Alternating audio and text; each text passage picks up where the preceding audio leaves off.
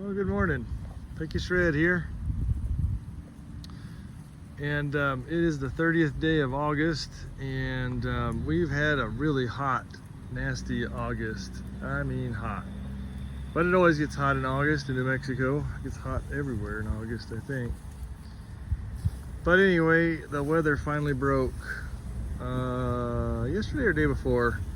And instead of getting over 100 every day, we're in the 90s.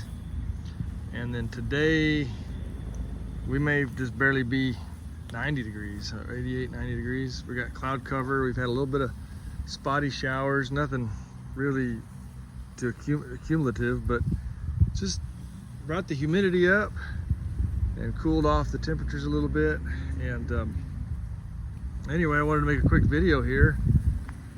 I'm in an orchard that I've planted teff grass and Bermuda and some sorghums and some alfalfa, and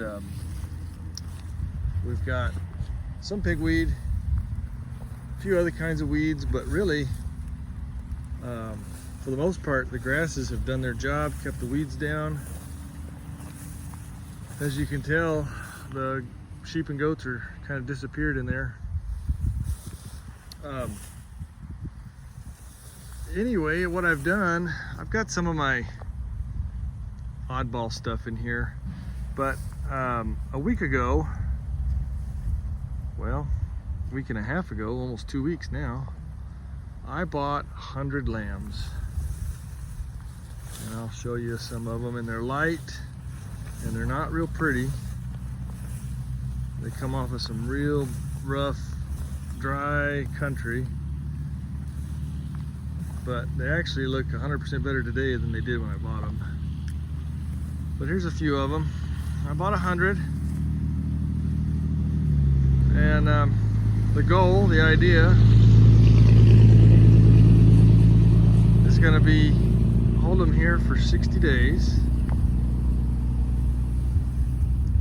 and in 60 days I've got to have them off so that the trees, when the trees start dropping their nuts, the goats aren't sitting here eating them and the sheep. But so in 60 days I'll pull them off and take them to market and see what kind of profit I've got in them. Yeah. So my goal is to make $5,000 on 100 head in 60 days. So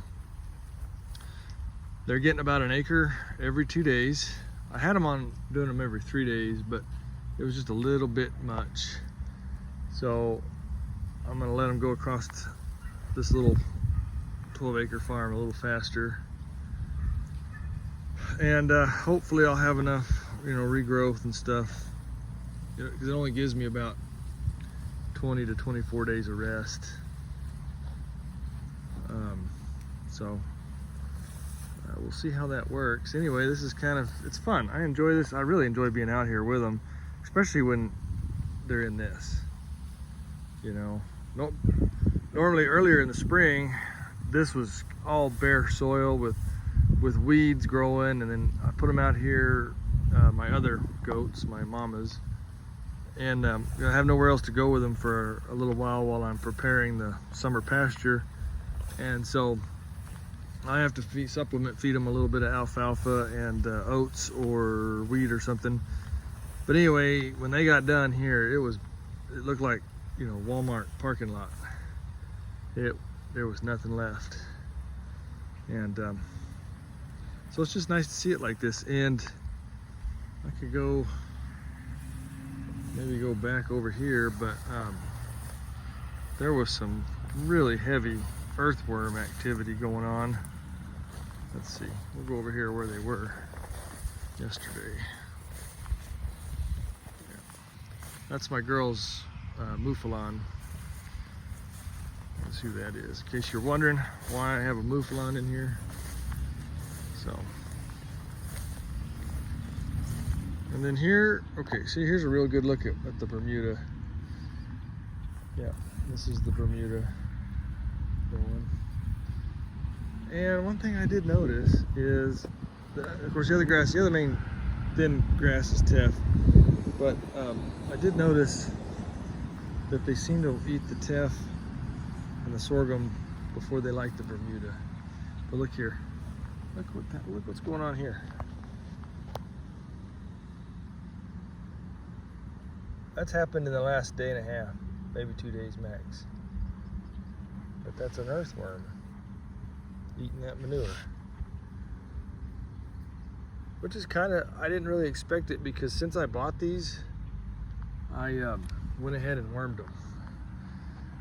And I don't like worming. I usually worm only on an as-needed basis. But I learned a couple of years ago, I had bought some lambs just like this, put them out, and they didn't gain for the first month that I owned them. And in fact, I started losing some because of the worm pressure. See, there's some more.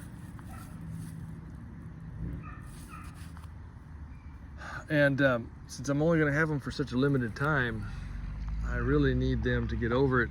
If I was wanting to keep these for breeding stock, I would not worm them and then just worm the ones that got sick and ship them off. But since I'm gonna sell them all, and I'm just gonna try to turn over a profit and utilize this resource, because I mean, we have the trees making nuts, but if you can make another $5,000–6,000 in a growing season, and probably more next year if I do it right, you know, it just and it's all the same water, all the same time, really.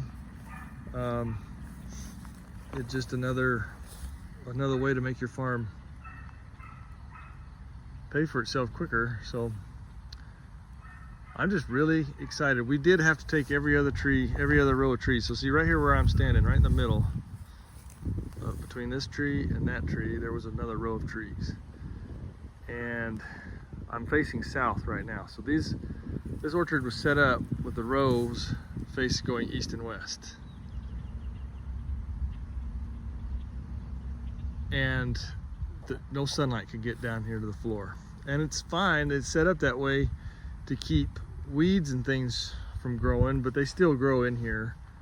They just don't grow everywhere or very well. It does keep the grasses out and stuff.